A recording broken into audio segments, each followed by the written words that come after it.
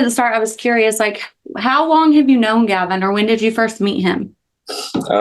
So Gavin is like my little brother. That's not my brother. I was at the hospital when he was born. We were inseparable as kids. We grew up, I mean, vacations, weekends, after school. I mean, we were always together. We Over the years, we kind of called ourselves family friends because, to be honest, I'm not really sure if we were actually even related. I always heard we were some sort of like distant cousins or something, but it Yeah. was also, yeah, I was closer to him than I was, some other people in my family. So he was the brother that's not technically blood, but was.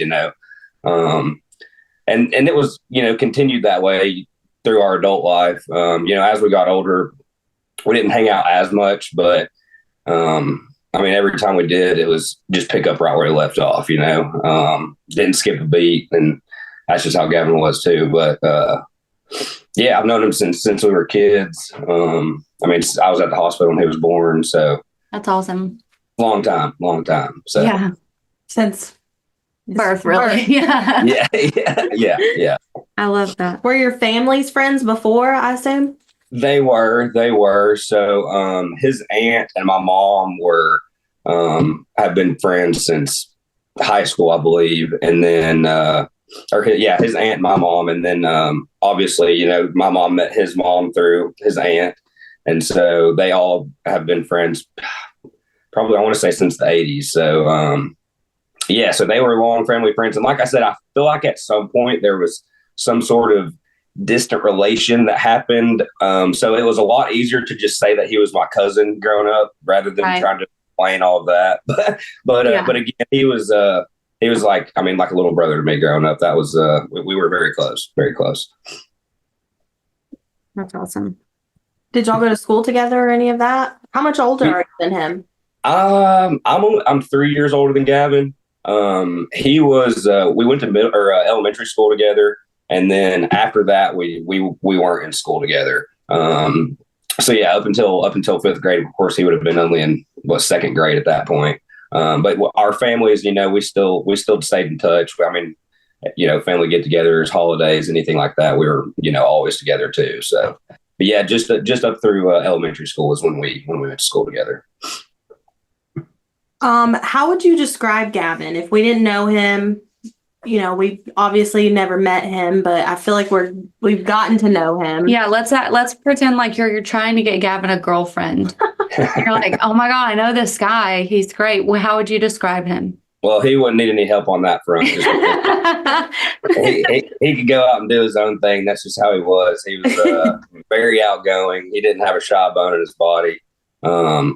He was a spitfire, but also the sweetest human you could meet, So he'd always have your back, but he wouldn't be scared to call you out on it either.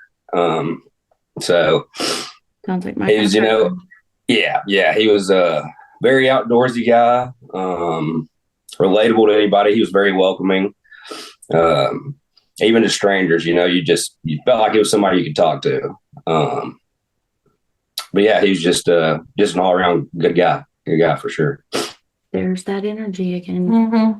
Well, every time we talk about him, we just feel this energy. It's like this strong, warm, like comfortable energy. Anytime we're talking about him, talking to someone that knew him, it's very cool. He's friends with us. He's our friend. Yeah, I totally know what you mean, because whenever we're all our families are all together, we're at a bonfire, cookout, or whatever, and we kind of start bringing up the subject again.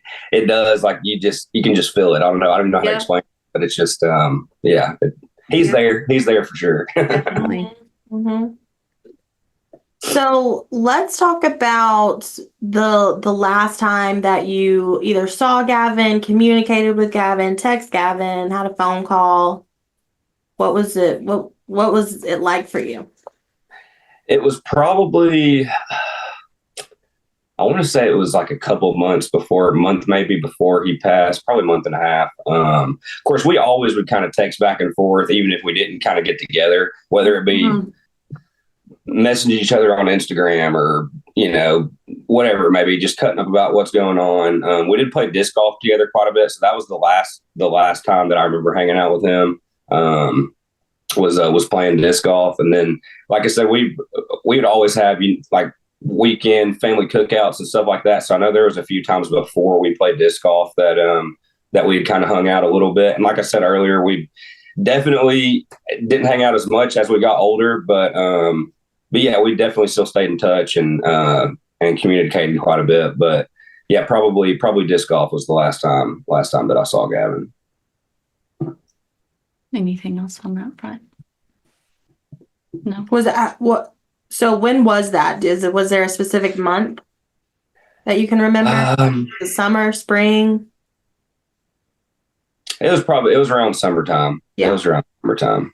Did you say it was like a month or month and a half before he passed? I think so. Yeah, if I'm remembering. Okay. Did he seem like his normal self, his usual self? He did. I mean, for me, I could always pick up on a few things, whenever he wasn't necessarily in his comfort zone or not feeling the way he normally was. But it was very hard though, because he would always put up a front just for, his friends, his family, because I don't know, that's just how he was. He was a strong-willed person, and he kind of kept things close to him. But yeah, I mean, he seemed completely fine. I mean, typical old Gavin, he just keeps on keeping on and make sure everybody else around him is okay. Yep. I know. I mean, that's a good question, because we know that, he wasn't working as much. That can obviously take a toll on someone. Mhm. I was laid off earlier this year, and Yep. it's just not a fun time. You're stressed about everything. Absolutely. But it sounds like he's one of those that he doesn't want to worry anybody else. Right, like he doesn't want for people to worry about him. Mhm. Yeah. Definitely. And then on the other side of things, as far as that's concerned too, is like I never really worried about him in that whenever he was going through that time, just because, man, he was a smart kid. He was a super hard worker. I mean, he showed up on time.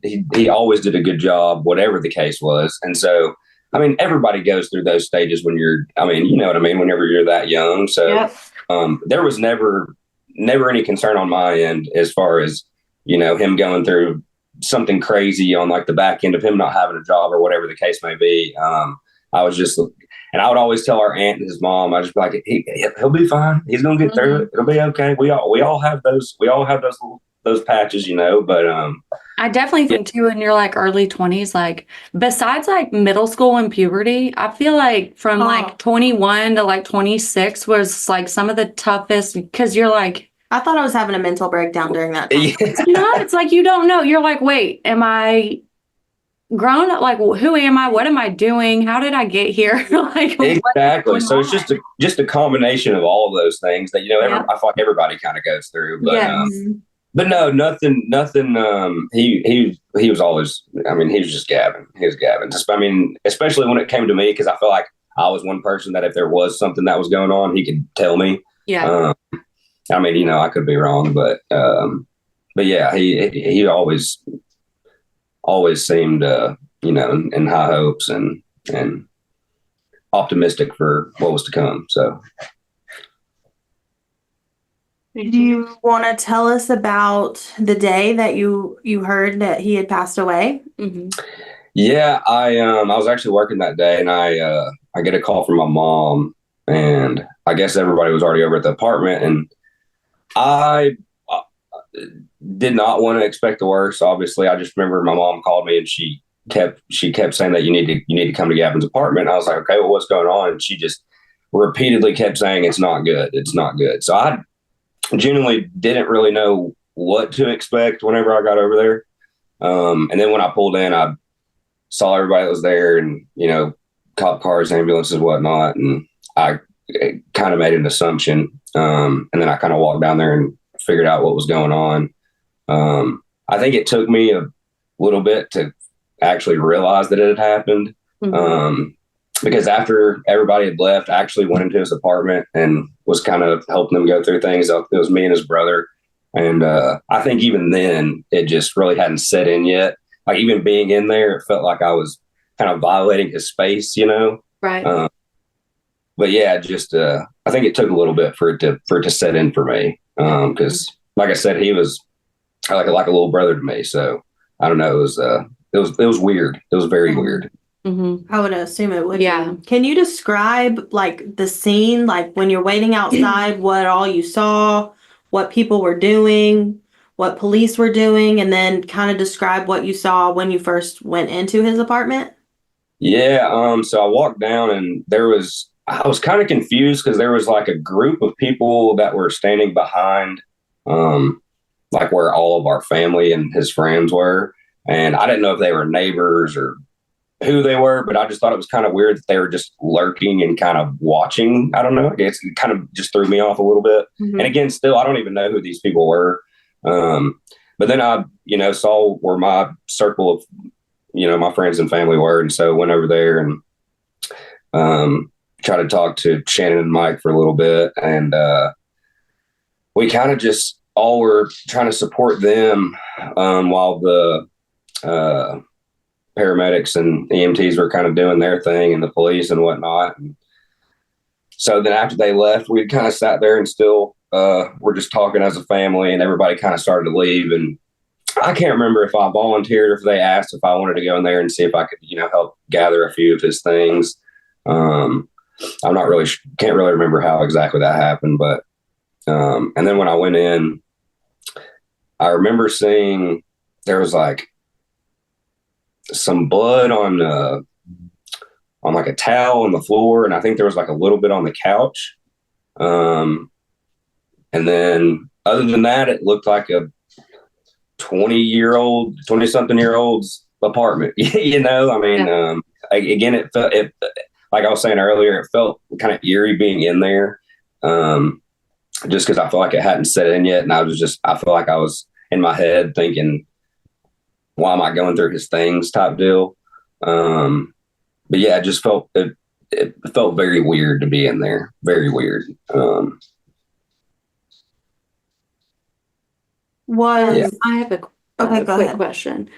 So, do you have any idea, or could you even like estimate when you arrived and got there, how long were the police or investigators or even EMTs and stuff, like how long were people there before they left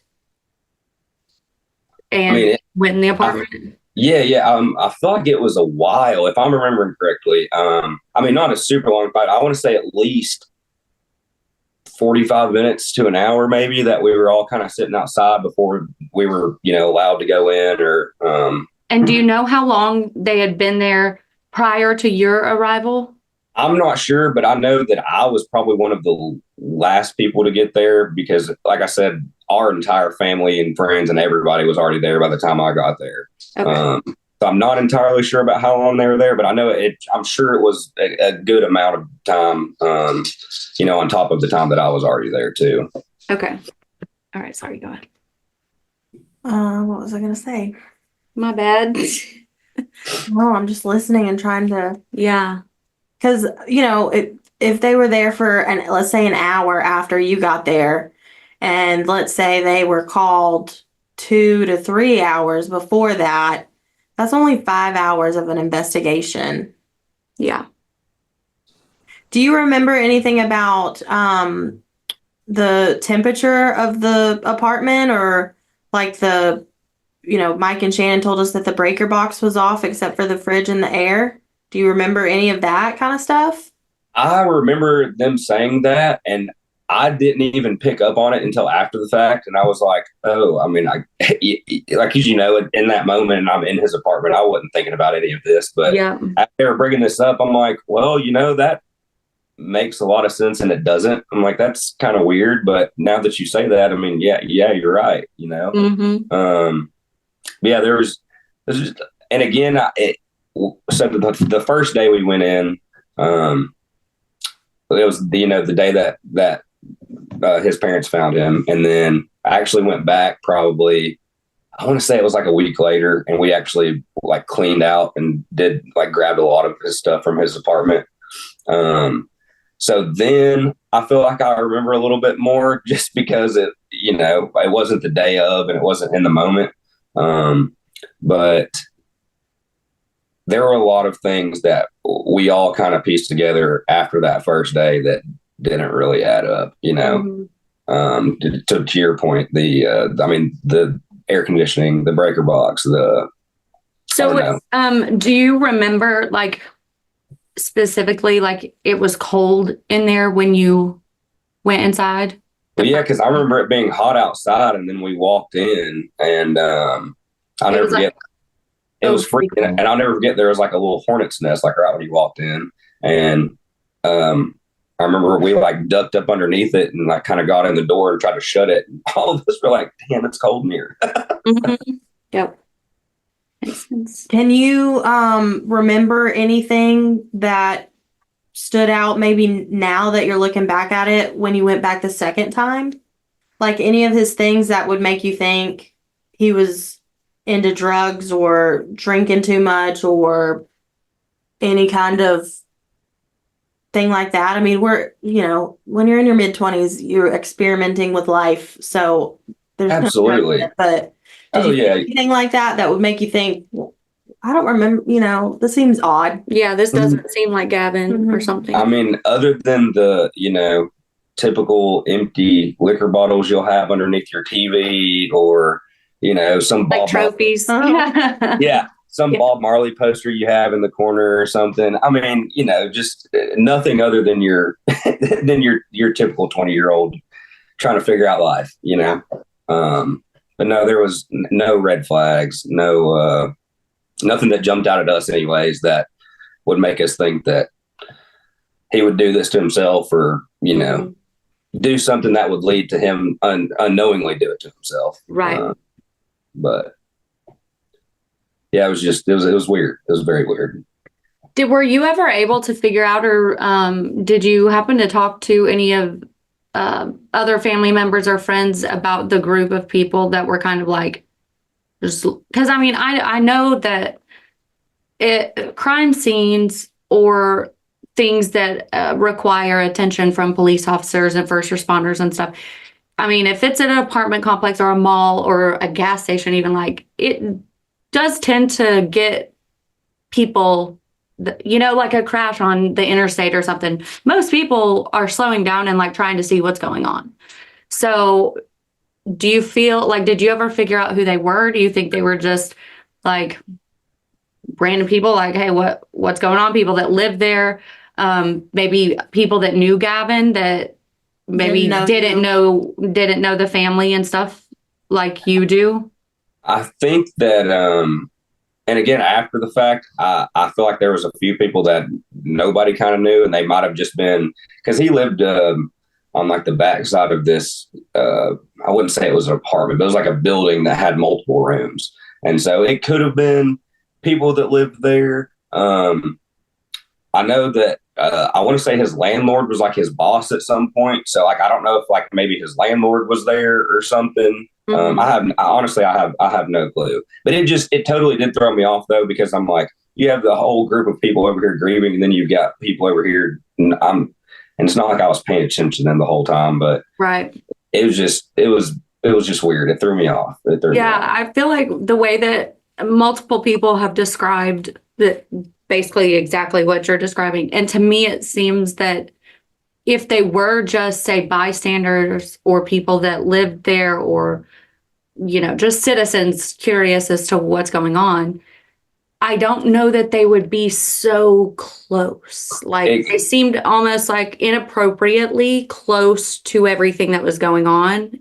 Absolutely. And no one seems to understand why they were there. So it didn't have anything to do with them is what I'm saying. Like, to me, it seems inappropriately close for something that doesn't have anything to do with you. And my little sister pointed out, and again, I don't know any of these people. I don't know if they lived there. I don't know who they were. But, and I didn't even see the specific person, but my little sister was also there. And she pointed out one person out of that group that kept kind of walking up to like where our group was. I mean, we were probably 15 feet away, maybe. I mean, it was fairly close. Would kind of walk up and act like they were going to, I guess, kind of do their thing or whatever, but then they would kind of back off a little bit. And I didn't pick up on this until after I still didn't really ever see anybody doing that, but she brought that up to me, and she was like, not only was that group standing oddly close, but there was one person that kept kind of coming up and coming back. And I was like, well, heck, I didn't even pick up on that, but that's also weird. I was like, that doesn't make any sense. And so it was just, I don't know, the whole idea of just the whole situation is just it's funky, a little funky. Mm-hmm. Do you remember how many people do you think were in that kind of circle or group that was kind of lurking? Probably, if I had to guess, probably 20 to 30 maybe. Wow. In your group or in our group? In our group. And in our family group. In their group. How many? In their group, maybe 10 or less, if I had to guess. Okay. Maybe like 6 or 7 of them, something like that, I think. Yeah. But yeah, somewhere around there, if I'm remembering correctly. Yeah. Interesting. That is interesting. Do you have any theories on what happened to Gavin? I don't know. I don't think what the final decision of what was said happened. But the accidental. Yeah, I don't. Asphyxiation. I don't think that's the case. But also, for the record, we don't either. yeah. I just I don't know what you know what I mean. I don't know where else to go or what the other option would be. But I know that that's not it. I feel like there might have been somebody else involved just because of all the other things that have happened in the apartment. But again, I'm not one to speculate because I don't, I'm just not sure. I don't know. Yeah, I think that's kind of how all of us feel. If, people in, power did their job, and if medical examiners did their job, we would have answers. We would have more answers. Mm-hmm. Well, and that was my whole thing too, is I didn't even realize that a bunch of that stuff had happened until after talking to Shannon, sorry. And that's just insane to me. Like you have this young kid who has no history or no record of, ever having any trouble with anything like this. Mm-hmm. And to just kind of brush it off is insane to me. I don't know. It's crazy. It's very insane. It's wrong. There's just a lot. There's a lot that makes sense for something to not make sense. You get what I mean? Like, yes, these weren't just, you can't have this many oversights and this many, this much lack in people doing their jobs. Like, to me, it's like the perfect storm so answers can't be found. Absolutely. And what makes what's weirder to me is the fact that it goes all the way from what was looked over at the apartment to the fact that, they had the whole with the funeral service type deal before they knew that they could, like, without getting the autopsy. I mean, it was just, It was like on all fronts. It was everything. Yeah. Yeah. Like having them sign permissions to move forward with the cremation while being fully under the impression, because they were told that an autopsy was going to happen or had happened. Mm-hmm. And it hadn't. Like that's a big problem. A big mistake. Very, like, major. Mm-hmm. And then you got to think, and not trying to take away from Gavin whatsoever, but I wonder how many other many times this has happened. Exactly. Well, according to Neil Pinkston, in Hamilton County alone, there's like 200,000 unsolved, mysterious murders or homicides that there's like no answer for and no evidence because people aren't doing their freaking jobs. Yeah. That's insane. And like all the history of Hamilton County. Right. Yeah. Since Hamilton County became Hamilton County. Mm-hmm. And that's one of the, like, that's so many people, families, loved ones that don't have answers, zero answers. But also because I'm not going to sit here and say that all of those people were murdered or that foul play was a part of it, because statistically speaking, that's just not possible or likely. Yeah. But how many of those do include foul play and or homicide and or suicide? How many people that committed these crimes are walking free right now? Mm-hmm. Just like amongst us. Yep. It's insane. It's just scary. I mean, It is. Yeah. It's very scary. This is why I'm introverted and just stay home. I'm not going to get murdered today. No. Me too. Not today. Not today. My favorite thing is like, it's either going to be me or you, and it's not going to be me. Not today.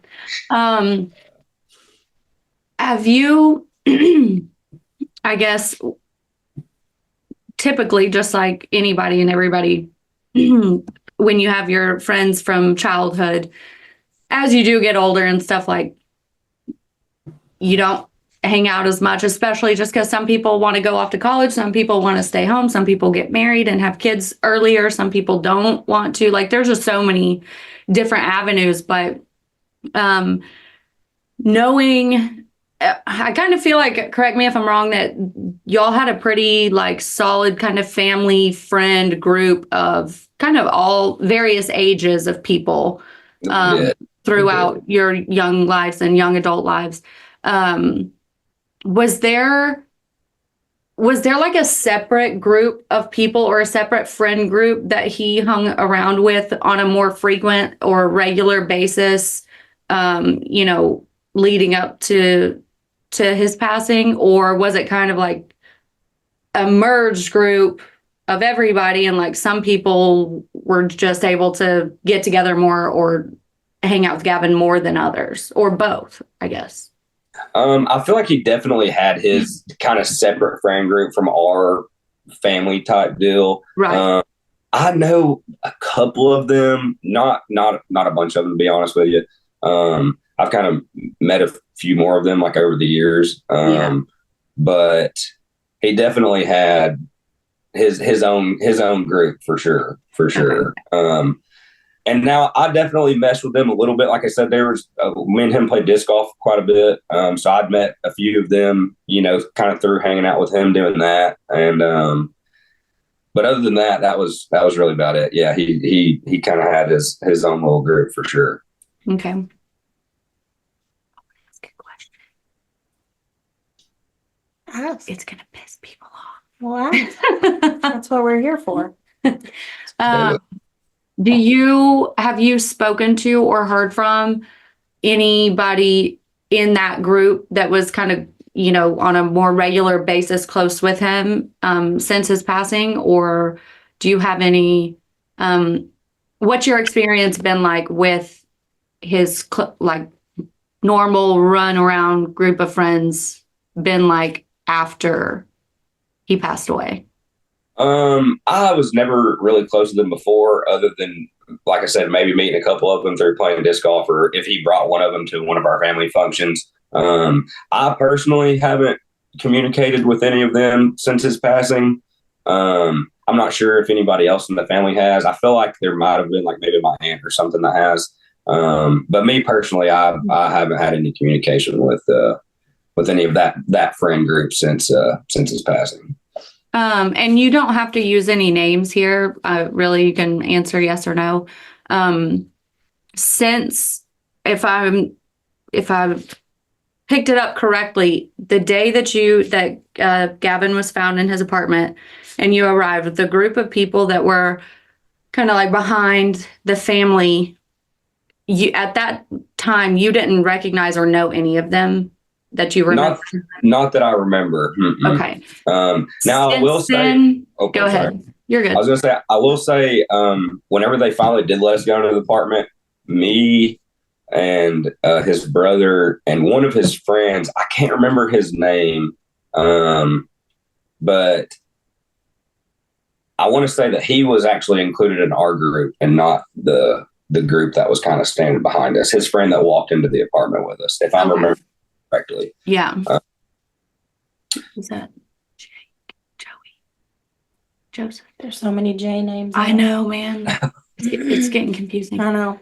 He had a lot of friends. He had a lot of friends. That he did. And like, he kind of reminds me of me, just like lots of friends from different walks of life and backgrounds and everything. Absolutely. Yeah. Absolutely. Yeah. Like never meet a stranger type of person. Definitely.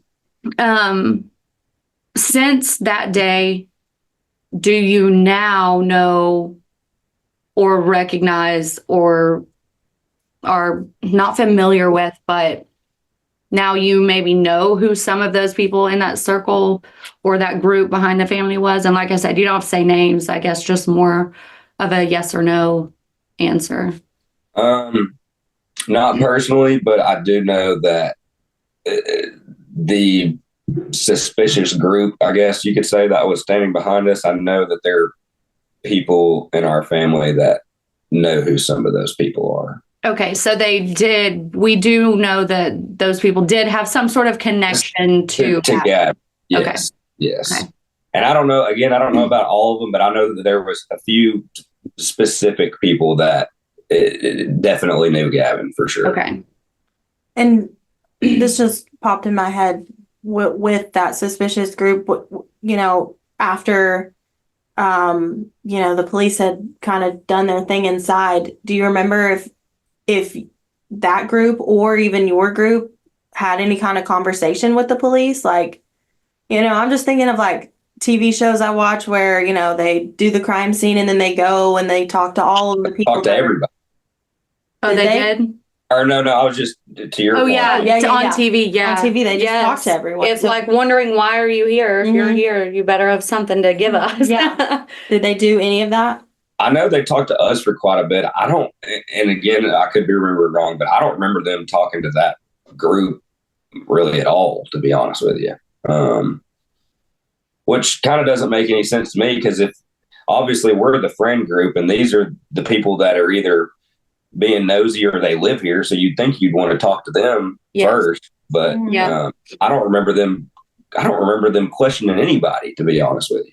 Mm-hmm. Of course, again, I didn't get there until later, but right. I don't know how, the investigation, how that works and whatnot. But did after the police and everyone left and you and Gavin's brother went into his apartment, were other people,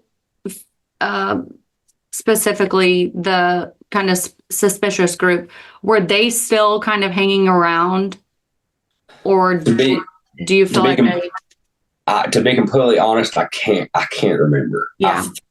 I know that people were leaving at that point, but I'm not sure. I'm not sure if they were still kind of lurking around or not. Yeah. Or if they, were just being nosy neighbors and went back to their apartment. Yeah, true. Very true. Plus, at that point, I don't know that anyone would remember that, because it's such a small, minute thing, and your senses are probably going batshit crazy. Yeah. And your body's probably just trying to stay alive through the shock and adrenaline and everything. So, yeah, I can't imagine. Do you have any other questions? I don't think so. Thank you so much for taking the time. Thank you guys. I make sure I'm not. Guys do. This is awesome to get his story out and whatnot. So I'm excited. Is there anything, I guess, for us to finish or end on? Is there anything that you would like for the public to know about Gavin, or something that, I don't know, I just feel like ending it on a positive note is better for Gavin, because we just don't want people to remember or think of Gavin, people who maybe never knew him and are just learning about him and his story right now. We don't want people to think of Gavin or remember him as what happened to him, because he was way, way better, way more special than what happened to him. So is there anything you want people to know, or even a funny story maybe about him, something even when y'all were 10, just something there is a really funny story of, I love that. Yeah, I got it. I've brought this up a few times, and his mom always gets a kick out of it. But he was like 3 or 4 at the time, and I'm like 6 or 7, supposed to be the quote unquote older brother, I guess. Yeah. And to make a long story short, his mom rushed out in the backyard because she saw that we were setting the yard on fire with a Game Boy magnifying glass. And the entire time I'm just like blaming it on Gavin. And he's like 3 at the time, 3 or 4. And so, everything happens. They we literally started a fire in the backyard. They put the fire out. Survivalists. Exactly. And when we come back inside, I'm again blaming it on Gavin. And he can talk at this point, but it's very broken a little bit. And so he's talking to his mom, and he just points at me and he said, "His fault." His fault. That's so cute. The whole time he's like, "I'm not trying to be a tattletale. I'm not trying to tattle." He's like, "This guy won't stop. It's his fault." That was all my fault. All my fault. But that Gavin, even up until he was the same from whenever he was a kid until he was, into his 20s. He was just a light to be around, man. He, even if you're in a bad mood, just talking to him would just put a smile on your face without you even realizing it. He just, he had just that welcoming aspect about him. He just, he's just a good soul, So it was a tough loss for all of us, for sure. Yeah. We feel that. We feel his soul. We do. We definitely do. It's a very, like I said, it's just a very calm, comfortable, but strong present, like energy. He is. It's like a hug. Absolutely. Yeah. Absolutely. It's kind of funny. I have this necklace that I wear that my mom actually got me on her wedding day a long time ago. And we got whenever he passed, we all got these pendants for him. And this past June, we went to Bonnaroo, and his favorite band was Cage the Elephant. Mm-hmm. And they were playing at Bonnaroo this year. And so I think you guys spoke with Caitlin Whalen last week. Me and her went to Bonnaroo this year, and we went to listen to Cage the Elephant for him. And so ended up being a great show. It was our last night there, so we ended up leaving the next day. Well, I get home, and I lost the pendant. And I was like, "Oh, Gavin just wanted to stay and hang out at Cage the Elephant." Yep. Yes. No, that's 100%. He was like, "I think I'll stay." Yeah. It's like, that's one of those signs right there. I was like, "All right, you know what? You're good, man. You're good." Hey, this is where Gabe was like, it was his fault. Yeah. Like, he wanted to stay. That's awesome. That is awesome. Those are good stories. They are. Well, thank you. And this episode will be out on Monday. I'm going to kind of pair two interviews together. Okay. So if there's anything you want to add or subtract or tell us in between now and Sunday, just text me and we'll figure it out from there. Yeah. Awesome. Well, I thank you guys for taking the time, and I appreciate what you guys do. And thank you guys. Yeah, thank you so much. If you need anything, holler. Yep. Let us I appreciate that. Appreciate that. Y'all have a great Thank you. Bye. Bye. Bye.